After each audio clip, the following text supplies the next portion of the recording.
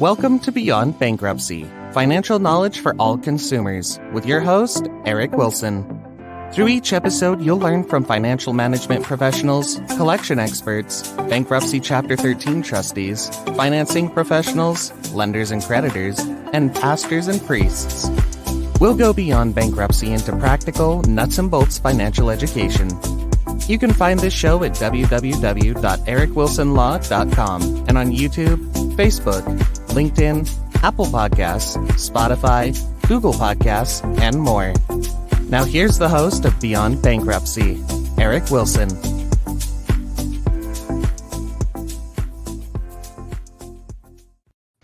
Hey, good morning, everyone. I am Eric Wilson. This is Beyond Bankruptcy, and today I am super excited to have a great guest today, John Steinkamp. John Steinkamp is a very super consumer defense protection attorney out of Indiana, and we've sort of got a great story, and his super paralegal and assistant, Crystal Stout. I met John sort of by chance. I was watching a NACA webinar, and he was putting on a great demonstration and educational series about credit reporting and fair debt collections. And I reached out to him, and John has always been super nice with his time and reached directly back out to me. And we've established a working friendship. And John, Crystal, welcome today. Thank you for being here. Well, thank you so much for having us. We understand this is your first one, so we're excited to be part of it. Yeah, what a great guest. I know you've got super interesting information for our guests. But John, first, tell us a little bit about yourself and your practice. Sure. So my name is John Steinkamp. I'm an attorney in Indianapolis, Indiana. And I've been doing bankruptcy work for about 20 years now, which makes me feel really old. But that aside, about 15 years ago, I added consumer protection lawsuits and claims to my practice. And I began finding FDCPA claims. FDCPA stands for the Fair Debt Collection Practices Act. And it's the consumer protection statute that governs how debt collectors must conduct themselves when they're chasing debts. So it, as you can imagine, it goes hand in hand with a bankruptcy practice because it's usually debt collectors that push my clients to me. And so I'm able to go through my clients' cases and find claims that they have against debt collectors. And these claims are all contingency fee based, so nothing comes out of the client's pocket. They get $1,000. The debt collector's got to pay my attorney's fees. Everybody's happy. Over the last 15 years or so, I've been fortunate enough to find over 1,500 of these cases for my clients. So it's been very rewarding for my clients and myself and my staff. And then about 5 years ago or so, I started to add the FCRA, Fair Credit Reporting Act claims to my practice. And then Crystal came on board, and I gave her the project of pulling clients' credit reports after the bankruptcy is over with to find claims there. And as it turns out, it's very, very common for there to be errors on credit reports when the bankruptcy is over with. And Crystal has done a great job about taking the handoff and going with it and developing a practice on her own. And then since then, Crystal has become her own credit repair organization. She started her own small business, Reports with Crystal. And then finally, Crystal came up with the idea of producing a small business called Jumpstart Your Credit, which is going to be a educational and entertaining course that clients can take after the bankruptcy is over with that will teach them how to rebuild their credit in a responsible and efficient manner after the bankruptcy is over with.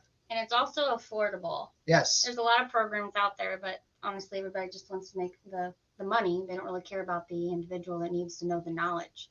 So it's actually an affordable service to the clients. Which is important since they're coming out of bankruptcy.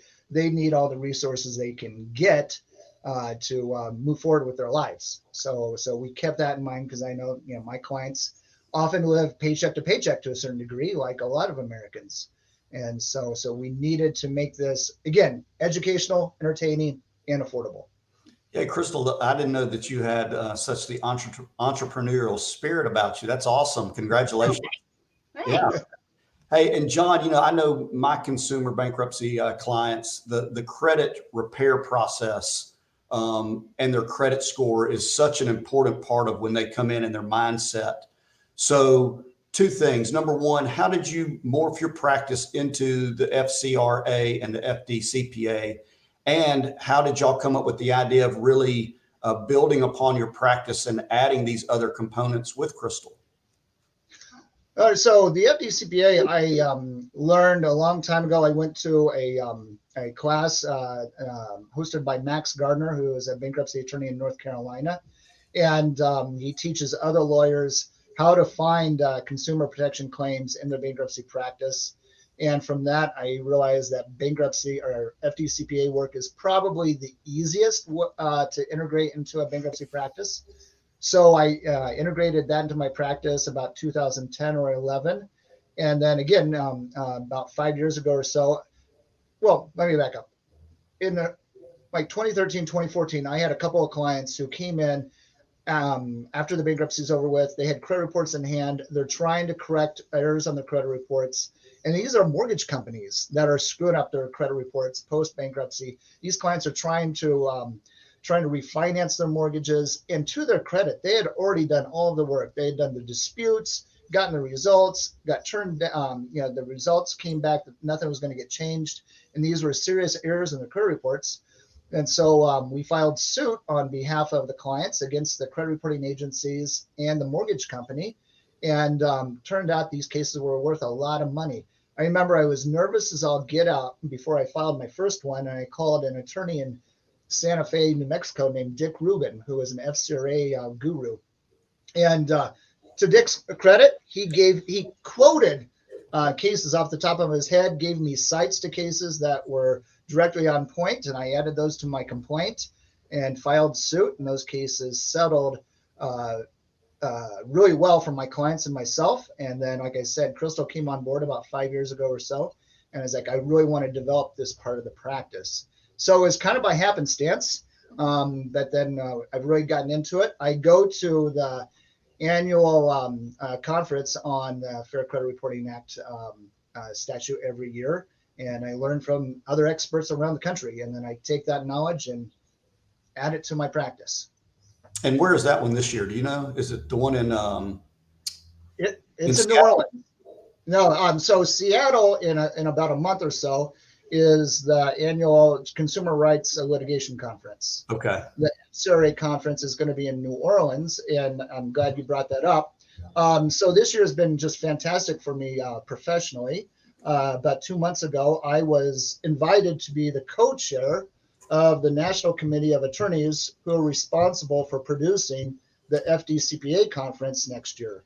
And next year, the FDCPA conference and the FCRA conference are going to be at the same time in the same conference in New Orleans. I love New Orleans. I love the food there. I love the music there. I've always said if I hit the lottery, I'm going to move to New Orleans and buy a bed and breakfast and goof off there. But so that hasn't happened yet. You haven't hit the attorney lottery? I've had a couple of class actions that pay. Well, she brings this up. I've had a couple of class actions that turned out really well. It's kind of like hitting the lottery. Eric, when this is done with, we're going to talk about that stuff. So, hey, when is that conference? It is the first week in May, I think. Okay. Hey, Crystal, so how did you become so interested in FCRA work, and how did you convince John to really let you take this ball and run with it? I guess just after reviewing probably at least 4,000 people's credit reports. There's violations on the reports, but sometimes those violations aren't actually actionable. So you figure we're reviewing these reports. We have the reports, right? Because John has the relationship with the attorneys, and we have the reports. We're reviewing them. But I kind of have the attitude that I want to help everybody. I don't want to leave somebody basically just review it, right, and then be done with you. There's more stuff that you can actually be helped with. So if technically there can be an additional service or just something that they didn't know about before, it was kind of like a why not kind of thing. And then that's what started it to where I was like, hey, John, can I do this? And he's like, yeah, I have no problem with that. It's like, okay, what about this? And then he's like, yeah, I have no problem with that. So I was just like, okay. So then I just kind of started building from there, and then figuring out different ways that could actually, I guess, stream another type of revenue. But on top of that, we've found that people don't like to just be called and offered a free service. They think it's a scam. Most of the time, I was the one having to call those people. That's true. So I'm just like, people want us, like, they're fine to pay for a service if they're actually interested in it. So if someone wants a service, they'll pay for it. If they're not really interested and you're the one actually venturing out to chase them, kind of like a, I don't know, we'll say like an ex-boyfriend, right? They don't want to be messed with anymore. They're done. Like that's kind of how I view that.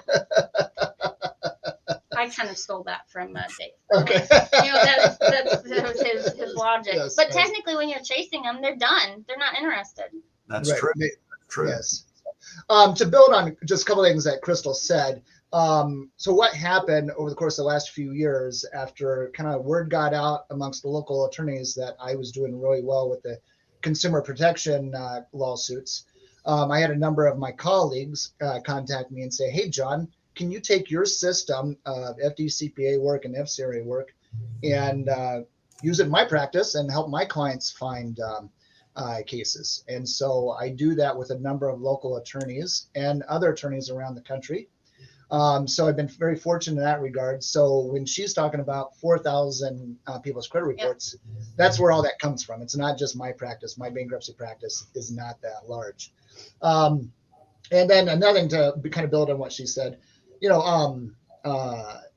we look at the credit reports and we're looking for the serious violations, like the mortgage companies screwing up the trade lines, like I mentioned a few minutes ago. Those can be cases that are worth a lot of money. But there's going to be other errors that she mentioned that are significant to the clients and that are dragging down their credit score, that maybe a lawsuit is not the best way to go. Maybe the client's not a litigious client. Maybe they just want their credit report corrected, or they want their score improved because they're trying to buy a car and they need a certain credit score. And I think that's where credit repair can come in handy at, that the credit repair can help them improve that score in a very quick fashion so they can buy that car or get qualified for the mortgage or something like that. Hey, and John, and before we get into sort of the life after bankruptcy, the beyond bankruptcy, the credit repair aspect. So for our audience, can you speak a little bit more in depth about FCRA, and when you talk about the serious violations, sort of what you mean in general terms? Sure. So we pulled a credit report about 6 months after the bankruptcy is over with, and we review those credit reports for two things: trade line violations. And trade line violations are, and trade lines are those debts that are on the credit report. After the bankruptcy is over with, they should say account included in bankruptcy, amount due is zero. And then we also review the credit reports for impermissible pulls. And so an impermissible pull is where a creditor, let's use Citibank, for example, was included in the bankruptcy. Client gets their discharge, and then it turns out Citibank is still accessing the credit report after the bankruptcy is over with, which is not legal, because once the discharge is entered, Citibank has no legal purpose for accessing the client's credit report. And why do creditors do that, John? So, Can I add something? yes, about? please. Yeah, please. Oh, so basically, you might think, hey, I can just look at this credit report and I can tell the same thing. Well, I'd love to tell you if that's possible, but there's a proper investigation that we actually do to see if it's actually a claim or not, to see if the client can get money from, that violation, to see if it's worth filing a lawsuit.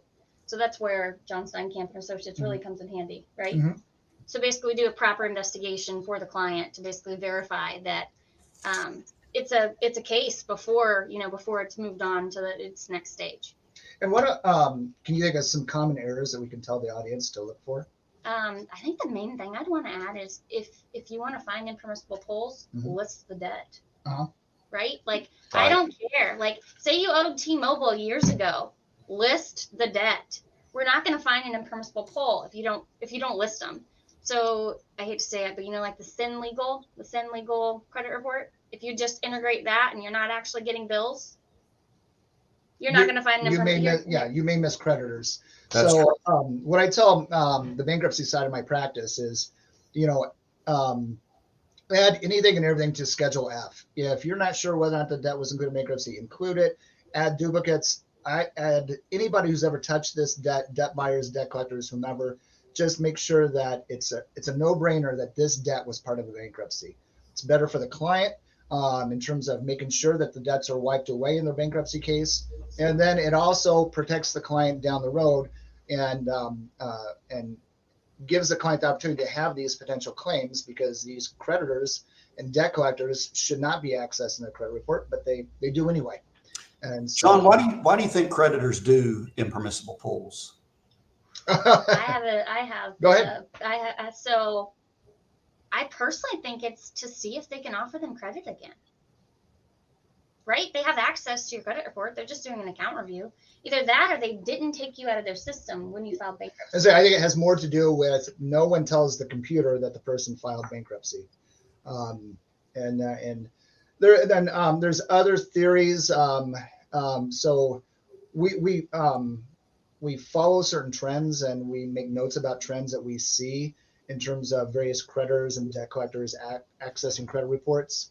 And so there's a lot to it. I would love to sit down with the credit report gurus for the big credit card companies to find out what their algorithms are, because that's all it is. It's computer-based algorithms.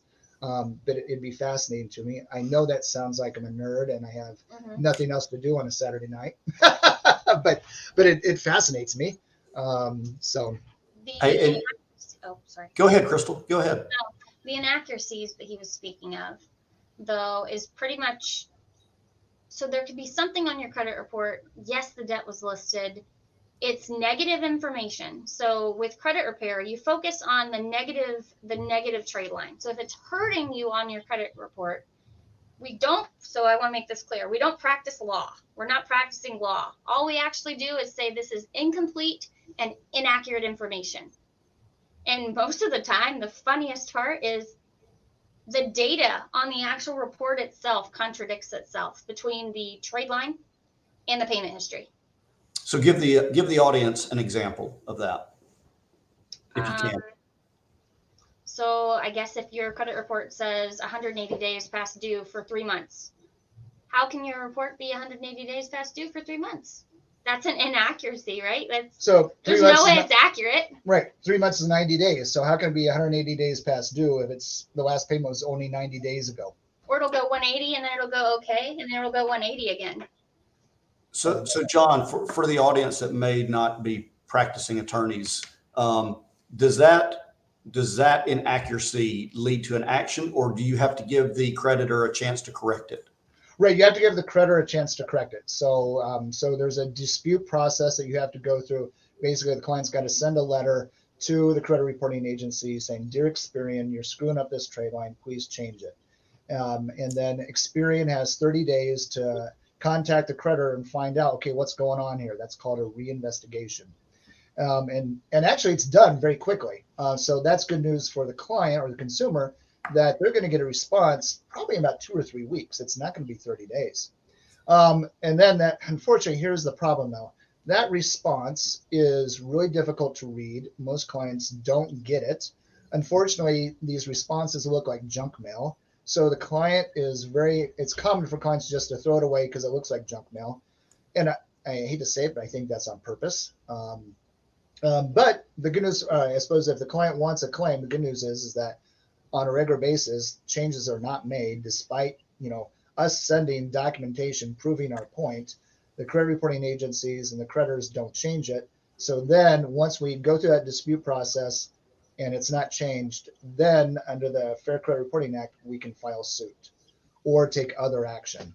But you have to have that dispute process, or you have to go through that dispute process first.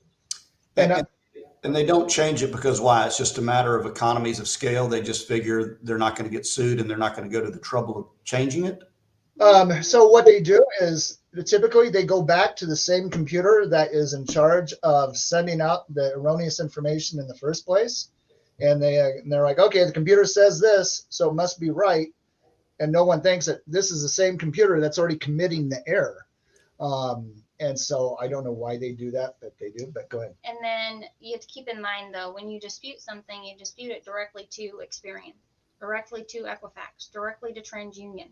And this part I've obviously learned through John Steinkamp and Associates, right?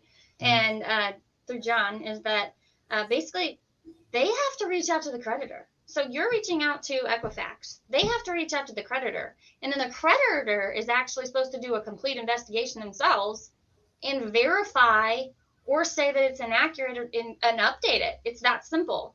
If they don't, then you can use that to actually get it. Like you can use a credit repair organization can use that to actually get it removed because you're verifying an inaccuracy. And Eric, I think at this point, it's probably a good idea to go over some common errors on credit reports post-bankruptcy. Oh, Yeah. Let's do that. So things that this is useful information for bankruptcy practitioners and clients who have filed bankruptcy. And so post Chapter 7, what are common errors that we see? So if you reaffirmed on a debt, so you actually filed signed a reaffirmation agreement, and you're current on that debt, sometimes it shows up still included in bankruptcy. Now there's a proper investigation though that has to be done with that again, because that specific creditor could actually close out the account you included in bankruptcy, and when you reaffirm, they could do a new account. So one could show up as included in bankruptcy, and the other one could show up as ongoing, timely. But here's the thing: most of the time, this one shows up as included in bankruptcy. This new one isn't on there. They're not even reporting it. And So is that a violation? Yes. Yeah, and the client is harmed because if the client, if it was a correct trade line, the trade line would show payments made. Those payments made on a secured debt would cause the client's credit score to go up. But because the payments are not being reported, the client's credit score is remaining stagnant.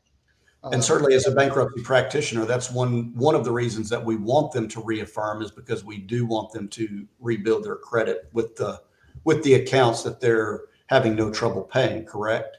Correct. And then post Chapter 13, a very common error is when a person files Chapter 13, Eric, you should pay attention to this, and surrenders a vehicle or other secured debt, a boat, motorcycle, whatever. If they surrender that, pull those credit reports, and I will bet you there's a greater than 50-50 chance that that secured debt is going to show an amount due. For whatever reason, creditors have trouble in Chapter 13s and properly reporting surrendered debts. They can't get it right. I had one client several years ago that had 6 secured debts. He had 2 mortgages, 2 auto loans, a boat loan, and a motorcycle loan. And he surrendered all of it because he went through a divorce. And I got to tell you, after I got his credit reports, 4 out of the 6 secured debts were reporting incorrectly. Unfortunately, he did not want to file suit. He just wanted to correct them himself. But it proves the point, though, that creditors just don't know what to do with surrendered secured debts. Now, is that actionable during the Chapter 13, or does that have to go to discharge? Well, it is actionable during the Chapter 13. You're not going to make as much money from it. So that's a conversation you have to have with your client. If they want it changed during the 13, sure, it is actionable. They're going to get some money. The practitioner will get some money. It's worth a lot more money after the discharge is entered, though. Sure. What other common errors do you see, Crystal? So it's the same for like a car or a mortgage. But a lot of times it's like your date of last payment could be wrong.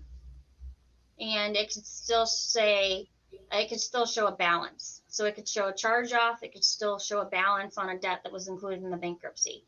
Again, for the attorneys, right, that matters for damages. So it depends the amount that's actually showing. You have to do a investigation pretty much. So you do the dispute, send out the dispute, and then technically, though, if a client wanted to do their own dispute, they could always reach out to John Steinkamp and Associates. We can give them a template even to use, right? We just want to see the results. Right. For the most part, we just want to see the results, and then we can see if there's more of an investigation that needs to be done to see if it's actually a lawsuit. Anything more that you think we want to cover about FCRA before we move into sort of credit repair and maybe what Crystal's business can do? So the balances, for the most part, you want it to stay zero after the bankruptcy. You want it to have a zero balance, and you want it, the payment status, you want that to be correct. Okay. So if for some reason the payment status, and I should add this, if the information on the report is better for you there, leave it. Right? Yeah, we don't want to leave you worse off than we found good you. point. Even if you're going to get a lawsuit, it's not worth it, right? Like Yeah. like you said, we want to build credit afterwards, right? That's right. So if it's helping you, leave it alone. Even if it's someone else's debt. If it's helping you, leave it alone. But then you could actually go into what is it? Mixed files, right? Oh yeah. Yeah. Mixed files. So that. Let's talk about mixed file. So what Crystal's talking about, mixed file, is where the credit reporting agency is getting two different consumers' information on one consumer's credit report. And this is common when people have the same last name or same names, etc. And this is kind of like the holy grail of credit reporting cases, because the credit reporting agencies are not going to change it. And it really, obviously, it has a significant impact on the consumer's credit score and ability to obtain credit. And so if you find one of those cases, it's, first, it's got to be corrected for the consumer because their credit's going to go nowhere. But also it's going to be worth a lot of money to the consumer because these have lasting impacts.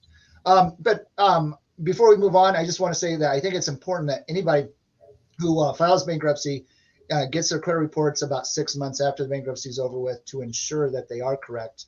And they should monitor their credit reports continuously after the bankruptcy. I've had plenty of instances over the years where clients come back to me 2-3 years down the road, and some old debt, often a mortgage, shows back up on the credit report as a viable trade line. It shows, even though the debt was discharged in bankruptcy, the person surrendered the house. 3 years later, Experian is now showing the house is in foreclosure and $160,000, more than 180 days past due. And as you can imagine, that just wrecks their credit score. So it is important that consumers monitor their credit post-bankruptcy. And John, there's an important way for our consumers to pull their credit reports. Is that correct? We don't want them directly from Experian, TransUnion. Don't we want them from annualcreditreport.com, or does it matter? For the most part, you want the most data possible. So you want the annual credit report. But if for some reason you can't get that, you can also have them go ahead and pull, I don't care if it's Credit Karma, Smart Credit, whatever report it is. We can always look at that one and see if it's worth it to get the others. Okay. Excellent. But those aren't known to be 100% accurate. But here's the funny part. Neither is annual credit report. So how can you argue? How can you argue with it? But legally, right, the attorneys, they want the annual credit report for an actual lawsuit. They want to see how it's reporting on annual credit report. But there's other attorneys out there that have no problem actually filing a lawsuit, we'll say, against Smart Credit because they're reporting it inaccurately. You can always dispute it to them as well and have a potential. So there's multiple avenues. So, John, I know when my consumer bankruptcy clients come to see me, they worry about how the bankruptcy is going to, number one, hurt their credit. And then number two, their follow-up question is, how do I, or what do I do to repair my credit after my bankruptcy is over with? So I know this is sort of your wheelhouse, Crystal. Give the consumer some tips. All right. So for the most part, you want to look into either a secured credit card. So this is on rebuilding credit post-bankruptcy. Rebuilding. So basically, you want to look into a secured credit card. Sometimes you can go to, I can, if it's okay with you, I can send a link over. So basically, the podcast, they can go to my website. I actually promote. We would love that. Yes, absolutely. Okay. I promote basically because I believe in them. They actually report to all three credit bureaus. There's Merrick Bank, and then there's also Self, which is a credit builder account. So it actually shows up on your credit report like an installment loan. So you're going to build your credit faster. Awesome. Another way that is piggybacking, which that's the same before bankruptcy, during bankruptcy, or after, is basically becoming an authorized user, right? So become an authorized user on someone else's account. You don't have to have their credit card in hand. You're basically just getting you're getting the history of their account. You're sort of piggybacking on them, right? Yeah, you're piggybacking off of them, but it's not going to hurt their credit, or it shouldn't. If it does, that's a lawsuit. That's when it shifts back. Like, yeah, woohoo. But basically, in a way, when you piggyback, you're building your credit. So you benefit from that because 35% of your credit score is payment history. Okay. So, and think about it, that's everything to someone who just filed bankruptcy, right? So that's why they look at probably anywhere between 150 to 200 point drop at the beginning, because they filed bankruptcy, so their payment history is gone. Is there a way to predict if clients follow your advice to the T and make all of their payments, how much their credit score increases in, say, the 12 months post-bankruptcy? And I know that's sort of a very difficult moving target question, but I can say there would be an increase. Legally and ethically, I can't say a specific, percentage, like that would just, but I can say that, people see improvements, right? You're going to see an improvement, and the lower your score, the bigger of an improvement you're going to see. Just like as an individual, right? If we go get a car, you're going to have a bigger dip if you have a higher score. Whereas if you have a lower credit score, you're not going to have that big of a dip when you go get a car, or go get a mortgage or something like that. But so let me go backwards just a little bit. Say you're on the verge of a really good interest rate, right? You need that house, right? And 680 is the typical what mortgages will actually touch. Like, okay, you're at 680, so, and you're 2 years out of bankruptcy. Some of them, I think they've moved to 3 years now, though. Oh, right. Okay. But so some mortgage companies have now moved to 3 years post discharge. Some of them have, yeah. It depends on the mortgage company. But anyways, so since you have, sorry, I lost my train of thought. So since you have the 2 year time frame or the 3 year, say you're really close, you're like 30 points away from being that 680. A lot of time, if you go get the Credit Strong or the self loan, which again, that'll be on the posting here. A lot of times you do see the difference that you need in order to get to the 680.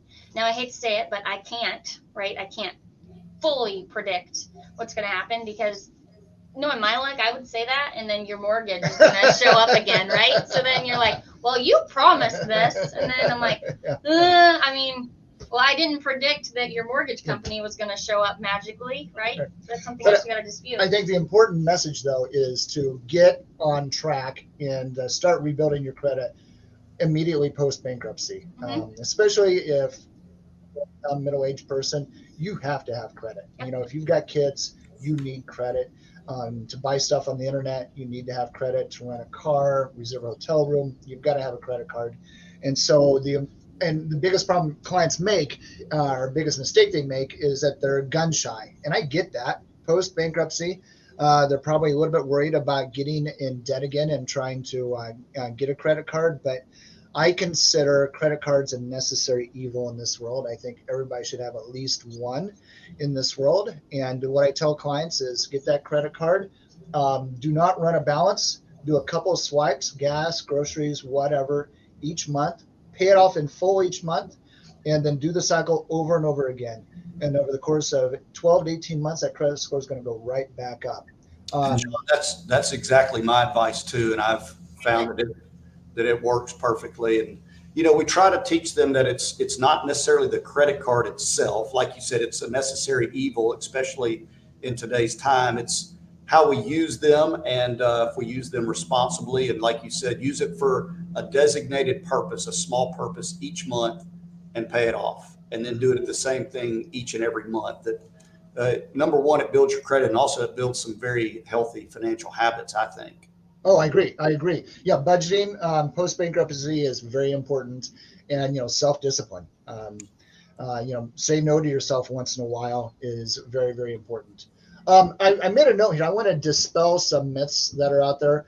Eric, I'm sure you get this in your practice. The client comes in and they're apprehensive about bankruptcy because they think that they won't be able to get credit for 7 years, or it's going to be on their credit report for 7 years and never be able to get a mortgage in 7 years. I don't know where the number 7 comes from in the world of credit, but everyone is hooked on this number 7. And that's just not true. The client's credit is going to rebound post bankruptcy. Just a question of, how much will it rebound, and the client is the person that's going to drive that rebound. Forget everything you've heard. The credit report's going to have the bankruptcy notification on it. That doesn't matter. That's not going to change your ability to get credit. It's getting back into the world of credit. That's the important thing, and getting that credit card and slowly rebuilding that credit in a responsible fashion. Forget about those myths out there about bankruptcy and credit, because they're just not true. I completely agree. And we try to have that conversation as well. And we try to have the conversation that the word credit or getting credit in and of itself is necessary, and it's not this evil word that we need to run away from. We just need to use it responsibly and intelligently about how our spending habits go and how we pay it off each month. Mm-hmm. I agree. I tell clients, again, pay it off each month. Down the road, after a couple of years, then it's okay to run a balance. Run a balance can help your credit score down the road, but you want to pay it off each month when you're first starting out.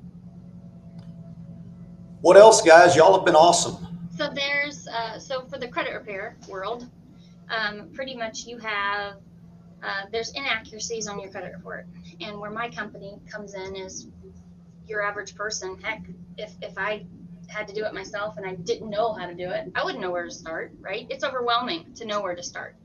Now, if you go through an attorney that you guys recommend, then obviously that service, if someone wants me to review their credit reports, then that service is free. But if somebody else comes to me not through an attorney, then I do charge for the review. But if there's an inaccuracy that they want to see if they can challenge, or say there's something negative that they just want to see, can I get that removed? Well, I'll gladly see if there's something you can do, we can do about it. If I can't do something, I may know somebody else who can. So I'll gladly, it's about the client. So it's about helping everybody. That's pretty much just my philosophy. That's what I want to be able to do, is just help everybody, especially those that have filed bankruptcy. I was a bankruptcy paralegal for years, so I know that background too. And I've dealt with that, the ongoing, I don't know if I should file bankruptcy. Well, I got news for you. While you're contemplating filing and while your credit is going down, the sooner you file, the actually better for your credit report. Yeah. Honestly, boils down to it. If you want to use that for, your practice too, to get people to file sooner, the sooner you file, the faster you're going to rebound. Yeah. And often, to build on that, I have clients who come in and maybe it's a single mom. She's got $30,000 in credit card debt, and she makes about $40,000 a year. She's got 2 kids, and she's had this $30,000 in credit card debt for 2-3 years. A lot of it's charged off, and now it's gone to debt buyers. And she says, do you think I should file bankruptcy? And my response is, you haven't paid this debt so far, and it's only accumulating interest at this point, so it's not going to get any better. Yes, you should, because you've got mouths to feed, and I don't blame you for feeding your children before taking care of your credit. I'd feed my kids first too. And I tell her, look, you should file bankruptcy now, because it's not going to get better. It's only going to get worse. So this is your chance to have your first start of getting a fresh start in life. And then Eric, one of the other things I tell all my clients, and this is at the end of the consultation, and then I reemphasize it over and over again throughout my representation of the client during the bankruptcy, is I tell them, for the next 5 years after your bankruptcy is over with, if you ever have questions about your credit reports, call me, schedule an appointment. I'm never going to charge you anything to sit down and look at your credit reports. Or I tell them, if you're trying to buy a car or a house and the finance people come out and say, hey, look, there's something seriously wrong with your credit report. You need to have somebody look at this. Call me up. I'm free. I'm happy to sit down and see what's going on. And chances are I'll find the error that's dragging down the credit score. And then I can help the client, and either the credit report gets corrected after the dispute process, or it doesn't get corrected. Then the client's got a lawsuit where the client's going to make some money and everybody's happy. And you can bet at the end of that lawsuit, they're going to have a clean credit report. It's certainly corrected after you win the lawsuit, correct, John? Oh, yeah. That's part of the settlement agreement, is they give you the correct credit report. And so it might be corrected temporarily, right? We've also learned that it comes back. How funny is that? Yes. Or they double dip, right? Like they already had it once. They didn't learn their lesson the first time. So yeah, we've had instances where the trade line's supposed to come off, and then a year later the client shows back up and they're like, hey, this trade line's back on my credit report. Like, oh, that shouldn't be there. Okay, it's a lawsuit. Or we catch them, their hand in the cookie jar, accessing the client's credit report post-bankruptcy. We sue them for that because they're not supposed to be doing that. And then we calendar the credit report to pull it 12 months later. We pull it 12 months later, and there's that same creditor accessing the credit report again, even though they've already been sued for this once. So it's like, okay, now you're going to pay up even more. And then the client gets more money, we get more money, everybody's happy. And again, it's not that the people at that company are evil and greedy or whatever. It's just nobody tells the computer to stop. So the computer keeps accessing it, just doing what it's been told to do. And so it's like, okay, free money for our clients and us. And so. Well, John and Crystal, you guys have been the most perfect first guest. I think this topic is super interesting for not only attorneys, but also mostly for the consumers. And John, what has always struck me from the first time that we met is, number one, you're just an excellent and skillful and knowledgeable practitioner, but also your willingness to share your knowledge and be a friend and reach out and give other attorneys advice. You don't find many people like that today. So, from my point of view and my heart, thank you for being that friend. Well, thank you very much. I appreciate that. And if anybody ever wants to call, I'm happy to talk. Awesome. Well, you guys, Crystal, do you have any parting words? Just that if someone has an inaccuracy and they want it reviewed, or if someone has a what they consider, right, it's hurting them. Say they try to go get a car and they were turned down. Well, I got news for you. After bankruptcy, it's really darn easy to get a car. Yeah, so some things on your credit report that's probably stopping it. So if you ever want to email over your reports from annual credit report, or if you just want a sample of a dispute, we can gladly send that over and then follow up with you later to, just make sure you got the results you wanted. Yeah, and we'll get in touch with you about those links and about your businesses, and obviously, John, about your firm, and hopefully have some people coming your way. But guys, y'all have been awesome. Thank you so much. Thank you, Eric. It's been a lot of fun. Absolutely. Y'all have a great weekend. Thank you. You do the same. Thank you. Okay, guys. Bye-bye. You've been tuning in to Beyond Bankruptcy, financial knowledge for all consumers, with your host, Eric Wilson. You can find prior episodes at www.ericwilsonlaw.com and on YouTube, Facebook, LinkedIn, Apple Podcasts, Spotify, Google Podcasts, and more. Thank you for your positive reviews, comments, and sharing this show with others.